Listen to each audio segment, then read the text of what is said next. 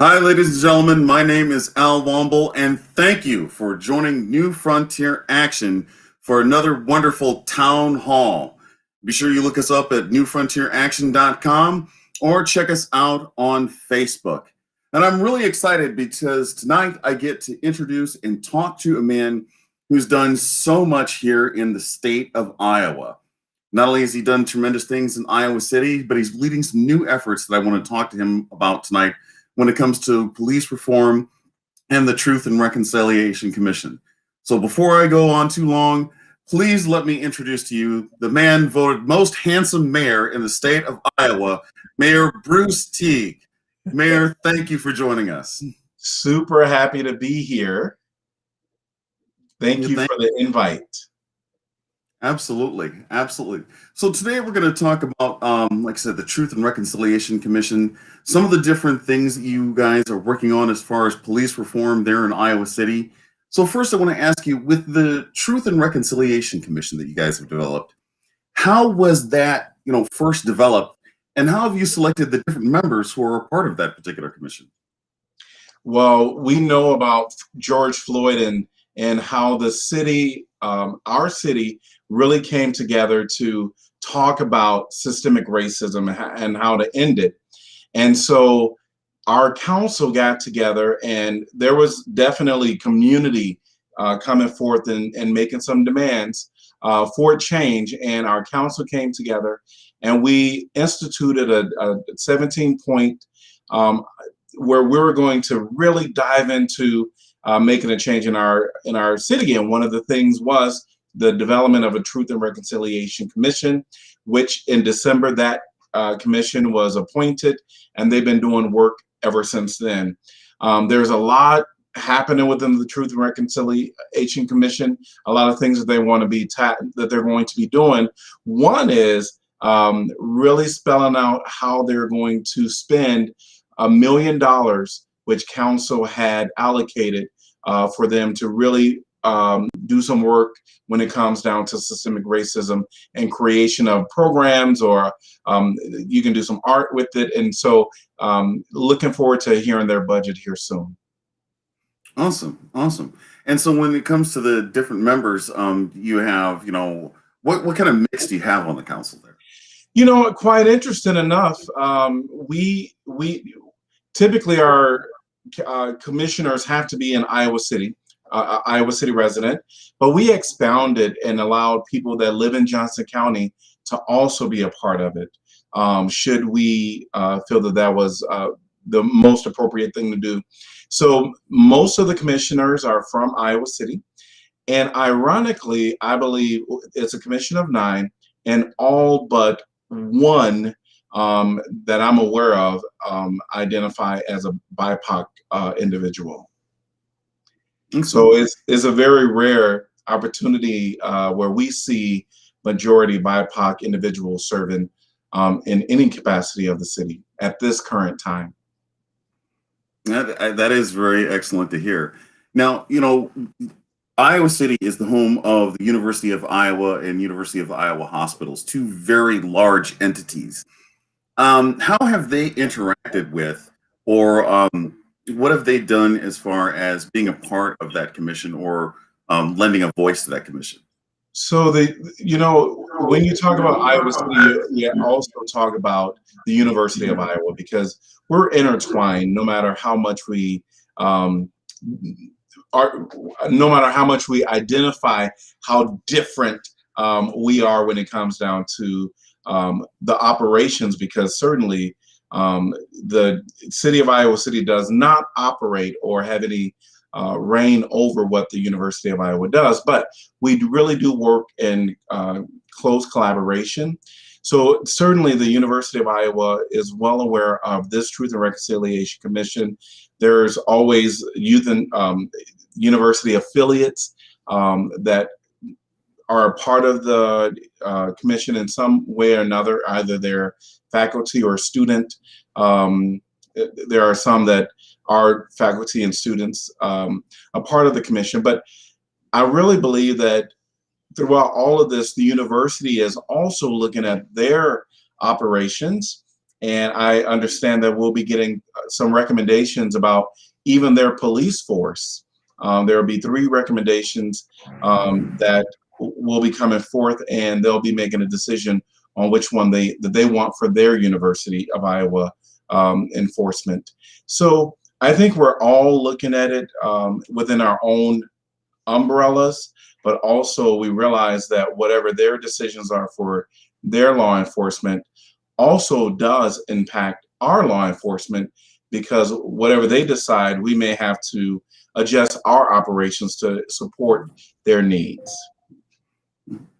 Now, obviously, over this past year and over the past summer, we saw a lot of activity, by the youth. They've done, a tremendous amount of work, really standing up for racial equality and social justice.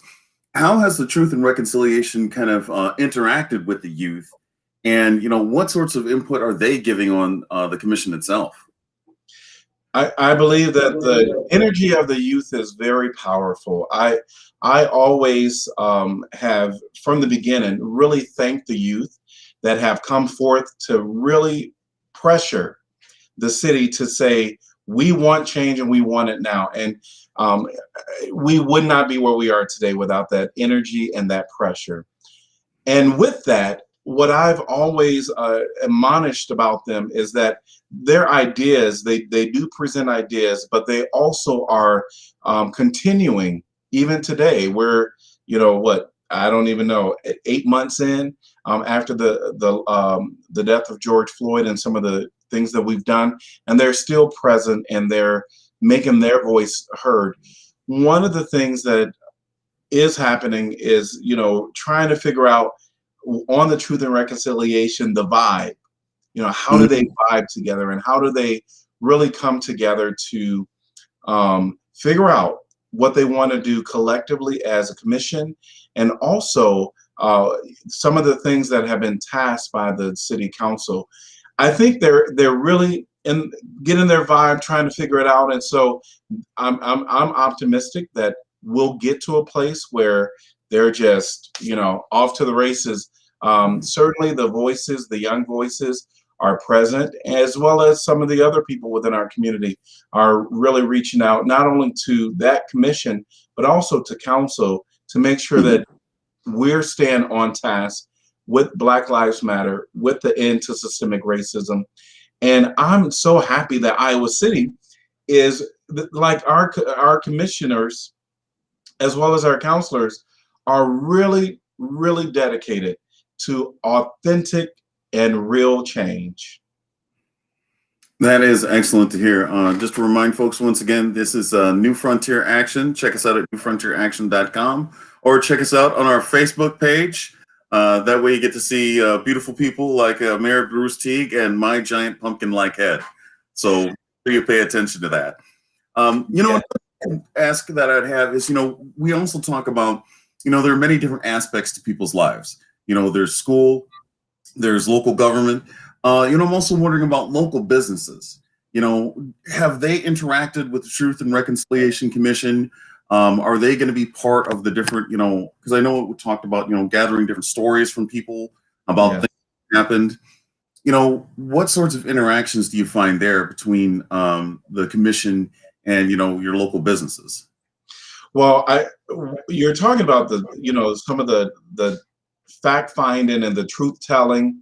That's going to be coming up within the commission, where they reach out to various individuals as well as community members, including businesses, the University of Iowa. So we will get to interacting with them. Right now, it really is at the commissioner's level, where they're trying to establish, one, they just picked out their facilitator. And so just working out some contractual things there as with the commissioners and that facilitator, and then that'll come before council. So they're still in their infancy stages, but there will be opportunity for businesses to come forth. Now, what I will say is that I'm not exactly sure what the interactions have been with this commission, but with the council, we've had businesses literally be a part of some early on speak up, speak out events, is what we called it, where Mm-hmm. when George Floyd had, he had just died, we had 3 events in parks in Iowa City where we were socially distanced because that was Mm-hmm. very important. But people came out to tell their truth, to tell their stories, people from the community. And one thing we intentionally did, oftentimes in Iowa City, we have every event downtown Iowa City. Every event, Mm-hmm. well, a lot of events. I don't want to exaggerate, but a lot of events downtown on our beautiful old Capitol grounds. That we have a lot of events down there. But what we did was we actually took the events where a lot of individuals that have those stories, um, and we took it to those communities, and people came out to tell their stories. So that was very important, that we Mm-hmm. went to communities where a lot of individuals that are a part of the Black and Brown community live, and we allowed space for them to tell their stories. And people from the community, especially the business community, I cannot begin to tell you how many people reached out to say I knew there were some issues, but I just didn't know what it's been like for Black people within our community and within our nation. I just had no idea. And they were ready to listen and to learn what roles can they play to end systemic racism. Mhm.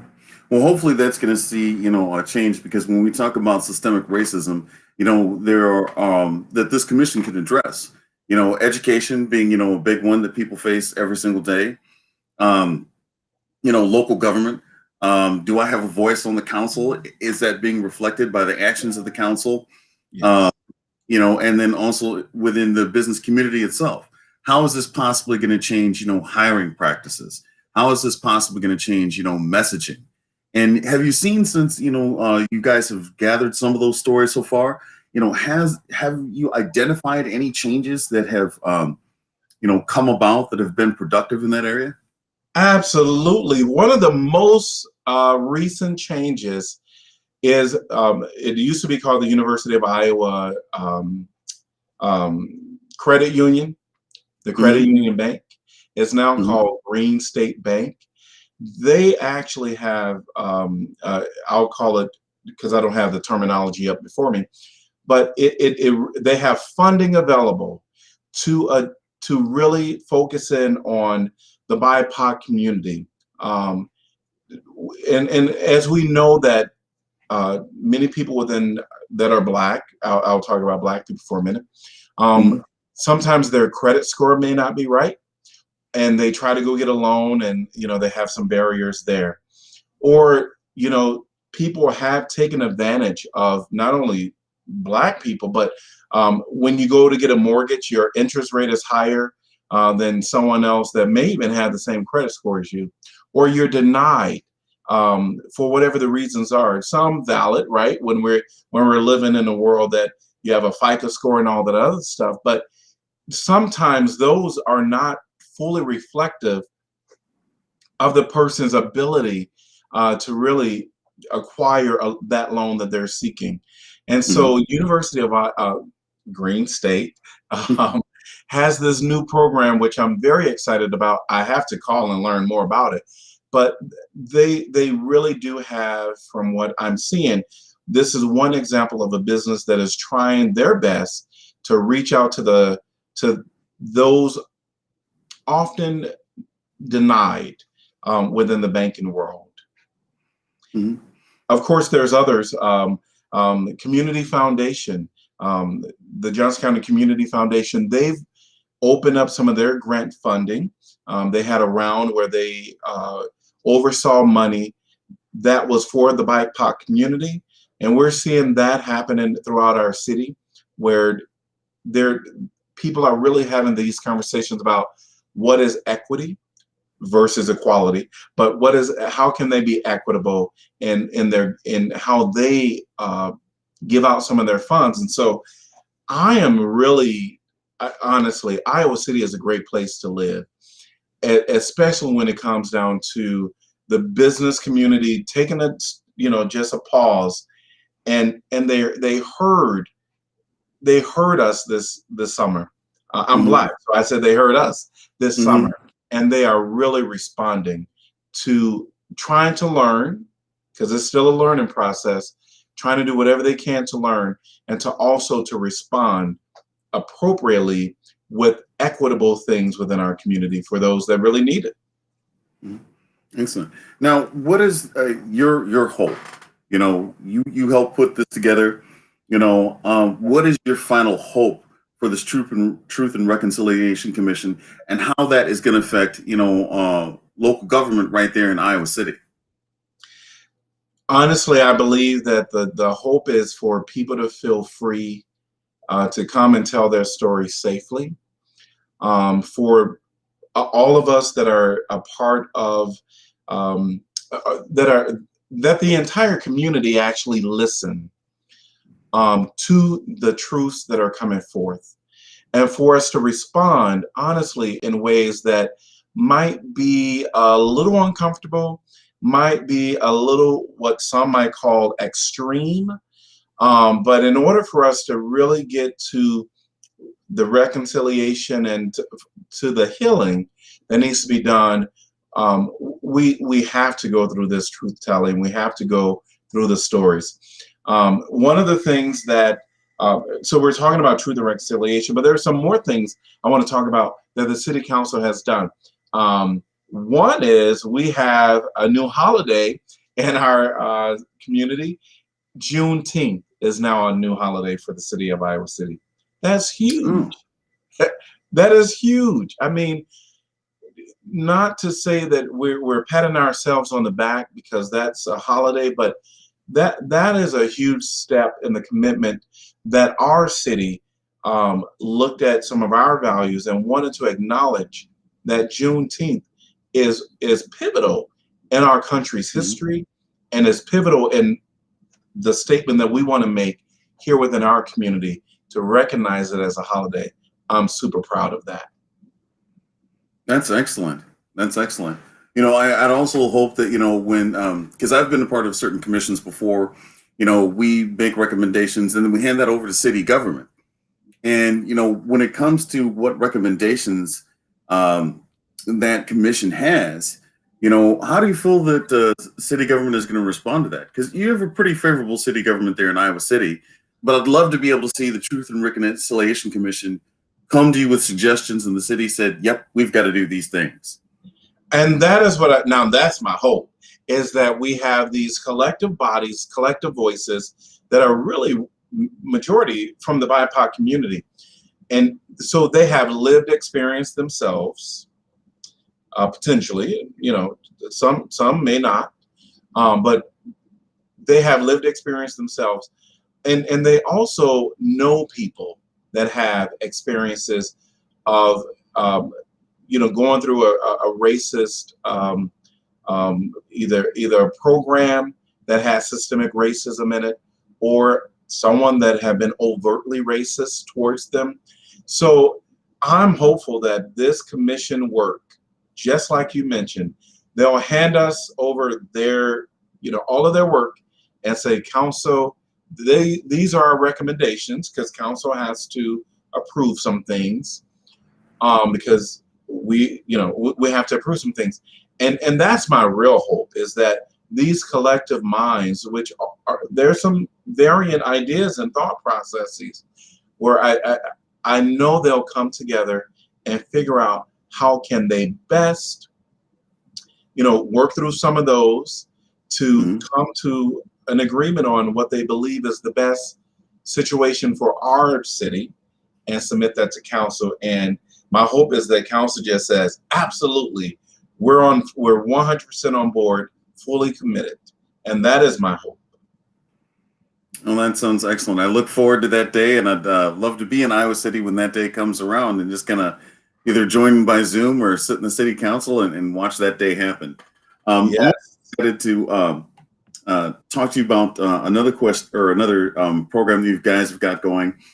Is that there's something called let me see here, the preliminary plan to restructure the police towards community policing.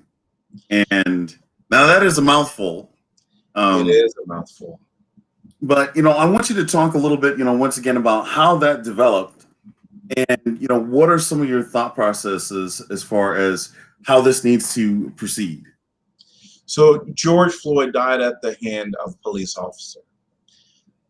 And of course, during the summer, a lot of the protest was specifically, the majority of the protests spoke out against law enforcement. They were calling the many incidences that have happened throughout our nation where Black people died at the hands of law enforcement without any real reason or cause.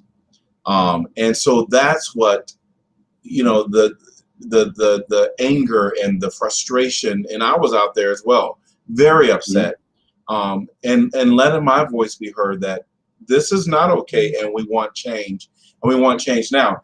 And so from all of that, really comes for Iowa City to look at our police department and to envision how we want to restructure our police. So a part of the 17 points that we had within our resolution was to look at not only the not only to create the TRC and to also claim the city holiday for Juneteenth, but was to also look at restructuring of the police.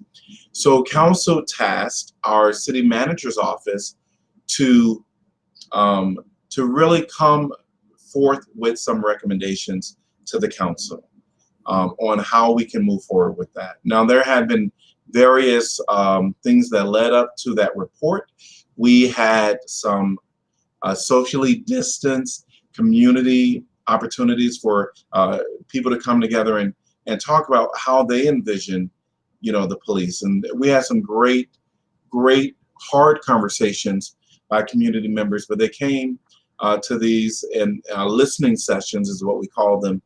And people presented. They had great presentations and talked about what they would like to see within the police department, the changes they wanted. One of the big changes is, and you may have heard about this, Mhm. that's happening throughout the nation, and that is mental health professionals being involved or even replacing some of the 911 calls that happen in the community. Have you heard about some of the programs across the nation when we're talking about mental health professionals? Yeah, I have, and that was actually one of the questions I was going to ask you later. Is what different programs have you guys partnered with? How is that partnership going? Because I think that's one of the key things when we look at people when they say defund the police. It's really restructure. It's the fact that when we talk about defund the police, we're talking about taking some of those resources and putting them towards things that are essential to the community, like mental health response to certain incidents, like food assistance, like other things. Yes. Tell me about how you guys have been able to work with some of those mental health agencies and officials to kind of really restructure the police department. Now, I think what I've learned about that definition of defund the police, that does mean different things to different people. I would agree Mhm. that the majority of the people um, would understanding of defund the police is more to um, reallocate funding um, from the police budget to doing some of those community policing type activities, which would include mental health professionals, being involved with with calls that really just don't warrant a police officer, and also programs that will help um, repeat offenders that have well, not repeat offenders, I'm sorry, but people that have been uh, repeatedly a part of the criminal justice system, try to figure out what are some of the things that they're lacking. As you mentioned, is it housing? Is it food? Try to figure out some of those things that they're lacking, and allocate some funding to prevent, not just respond, but to prevent some of those unfortunate things that happen to people. So in our community, we certainly have started the conversations, which was started by the community about mental health professionals. We have 2 new things that have come forth when it relates to having more community policing. One of the things that we just approved was having a mental health liaison, is what I'm going to call it, for the general public, where an outside agency hires this mental health professional, which they have many mental health professionals, and they will place this individual in our police department. Now, I'm going to stop there because I know that there are some people that say, you're going to put a mental health professional in the police department. Why is that? So currently, the way that our 911 calls come in, someone calls and they say, "Hey, I need assistance," and so the Johnson County Emergency Management System handles all of our 911 calls. So their protocol right now for anyone in the county is to call the 911, to call the law enforcement for whatever that jurisdiction is, and have them go out. Our city police have to respond to all 911 calls that come in through the emergency management system through Johnson County. So what this does is, since right now this is the way it is, it allows an opportunity for us to, hear what's happening with that call. And if that doesn't seem like it really requires, solely a sworn officer, where someone is, got a gun and all that other stuff, then the mental health professional can go out on that call. The police will ensure that it's a safe space for that mental health professional to make the interactions. What I like to see this as is a step towards the big picture, which I'm hoping for, and that is community policing, having a more robust community policing that involves the mental health professionals. So I'm looking forward to that. All right. Hey, ladies and gentlemen, I want to welcome here our Director of Partnerships here at New Frontier Action, Reverend Rob Johnson, who only his bald head looked as smooth as mine. So, Reverend Rob, I know that you and Mayor Teague have been friends for quite some time. Thank you for joining us. That's my guy. Can you hear me? Absolutely. Hey, look, that's my guy. I had to jump on here, man. After he joined the roast for my birthday and got me, I had to jump on here, man. Brother up here looking good with his black turtleneck on with the silver link. I see you. I see you. Gotta represent. Man. Well, hey, man, Al is doing a magnificent job, and you're killing it. As always, huge shout out to you, Mayor Bruce.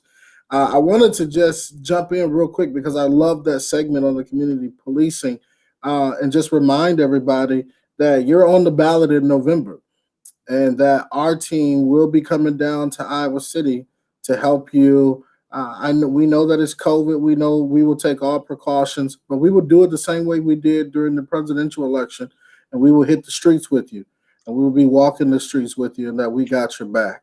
And so I am just super excited. You're getting shout outs from the Queen herself, Renee Hartman, elected city councilwoman from West Des Moines. She's shouting you out. The other mayors are shouting you out. And we're just proud of the work that you're doing. And I'm just happy that I can not only know you as the mayor, but I can call you friend and family as well. And so I just wanted to let everybody know we got your back in November, and we need them to have your back in November as well. I appreciate that. And again, this is, we're still in COVID, but there's a lot of work to be done. Mm-hmm. And what people don't realize is that city work, it has so much potential to make changes in everyday life. Yep. And you don't have to be mayor. You don't have to be a city councilor. there are boards and commissions, just like the Truth and Reconciliation Commission, that really does influence the decisions of the policymakers. And so that's where I want to encourage everybody that if you really want to be a part of your local government, there are ways where you can send an email, come to a meeting, let your voice be heard. But there's also work to be done in boards and commissions, and it's important work. It's pivotal work. It's work that, you know, we're going to get a lot of. We're going to be told. We're going to be recommended of how to spend $1 million in real changes that will create educational opportunities for people within our community on systemic racism, ending it. And so there's a lot of work to be done, and I hope that people really do get that their voice does matter.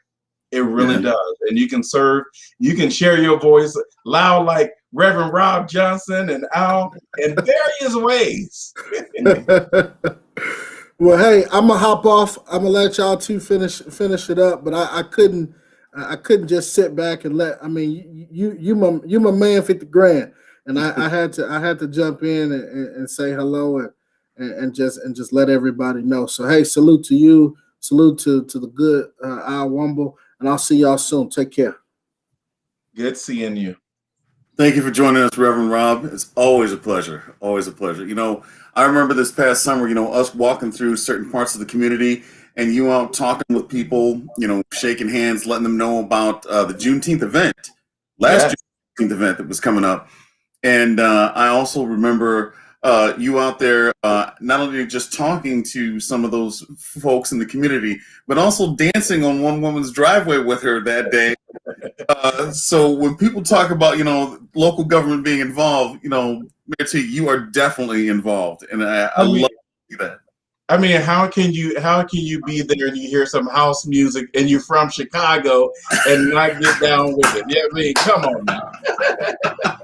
Absolutely. I mean, I had more fun walking with you on that day, and you know, when we talk about, you know, local government really affecting, you know, your life. And I have to, you know, give one more shout out here to West Des Moines City Councilwoman Renee Hardman. You know, I have had meetings from my own neighborhood in my driveway with Renee Hardman, who came to respond to some of the concerns that were in my neighborhood. And, you know, I just don't think people understand how important it is, as you just said, to be involved in that local government. You know, if you have a concern with, you know, the police, if you have a concern with, you know, things that are going on as far as local businesses, you know, your local schools, that's where you have to reach out and be involved. And, you know, what sort of things are you guys doing? I want to get back to the, you know, the policing here in just a minute. But, you know, what are some of the things that you guys are doing to help that neighborhood that you and I walk through for those people to get involved in local government? Making space for their voice, which the space had already been there, but actually trying to provide knowledge as to how that voice can be heard. We've had an uptick in interactions with government since June, since the June event, because of reaching out. That walk has really, you know, we were giving out cards and telling people about a lot of stuff, right? We had good conversations. I mean, it was great. But though a lot of those relationships turned into activism, there's that part of one of the parts of town where we were at is called the South District.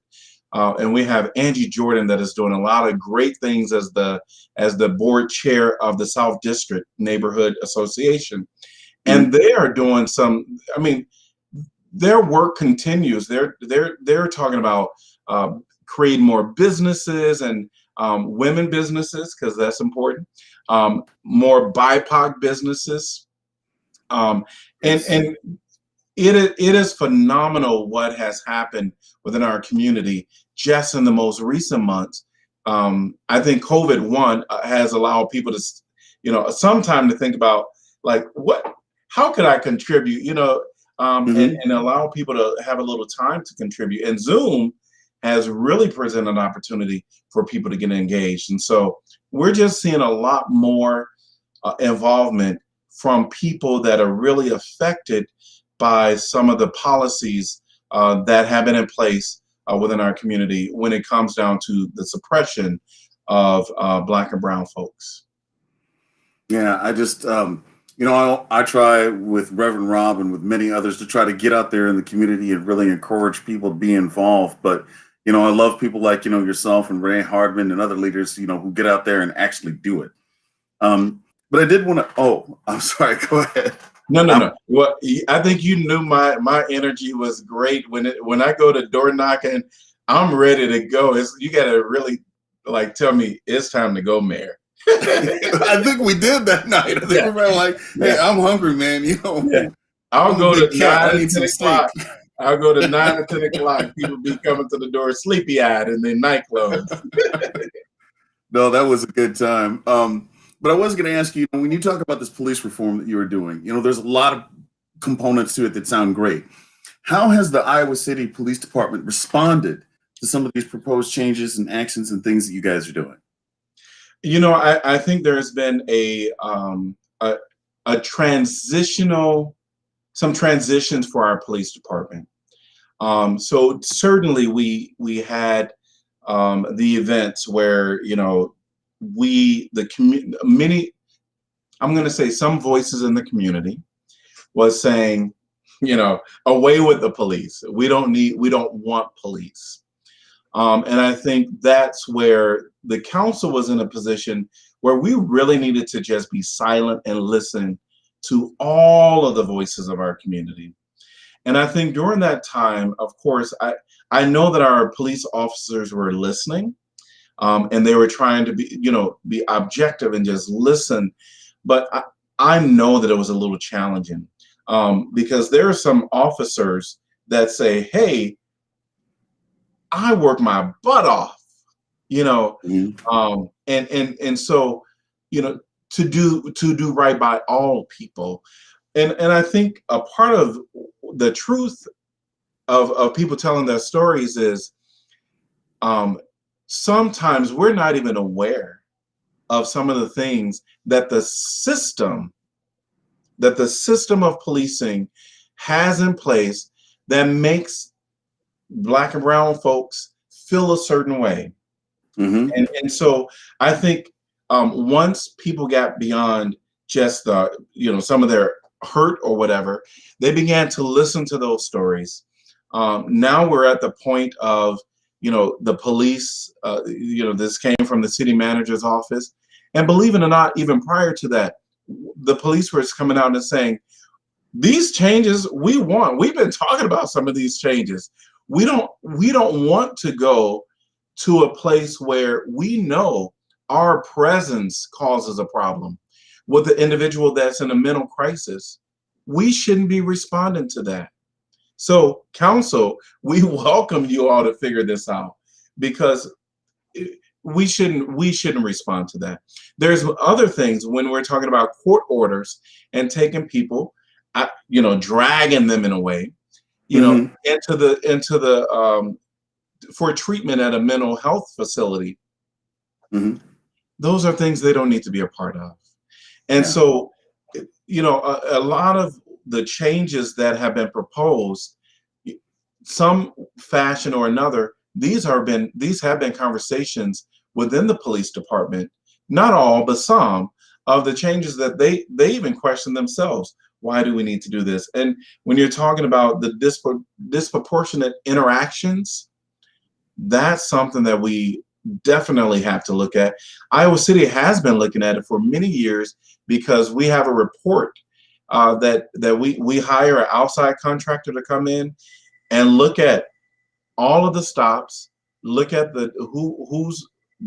let's find out which officer is doing the stop. We're finding out we know what side of town they're on. So we've been looking at this for years to make changes within our police department. And we're just going to continue on that work and making those real, true changes within the police department. So I really believe our police. I mean, I talk to them all the time. I talked to them before the George Floyd. I have relationships with our police department, and they really do. They want change. They want real change that will work for our community. That is fantastic to hear. I mean, that's the way the process should work. Local government decides they are going to listen to the community, and those individuals who are part of the system, need to realize it's the system itself that is faulty. Do not take this personally as an individual. The system itself is faulty, and we're here to repair that. And that, in this case, police responded like, we like these changes. These changes are going to be better for us in our job. So, I congratulate you on that, because, that is tremendous. And I'm going to keep in contact with you, over this to see how maybe we can, encourage other communities to do this as well. Honestly, your work there in Iowa City is groundbreaking. I would agree. I think it is groundbreaking, and not that we want to be,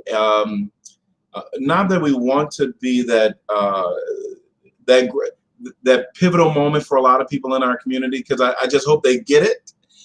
Mm-hmm. But if they need to, step back and look at Iowa City, what we're doing, I really believe that our changes won't be seen as progressive. They will be seen as necessary and the right thing to do.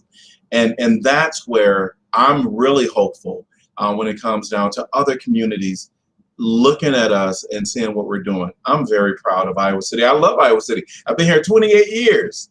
Oh my. Yeah, 28 years, and I'm not going anywhere soon, except I tell anybody I will become a snowbird in a heartbeat if I could afford it, and leave for the winter and come back in the spring and the summer. I think it's all of us, Mayor.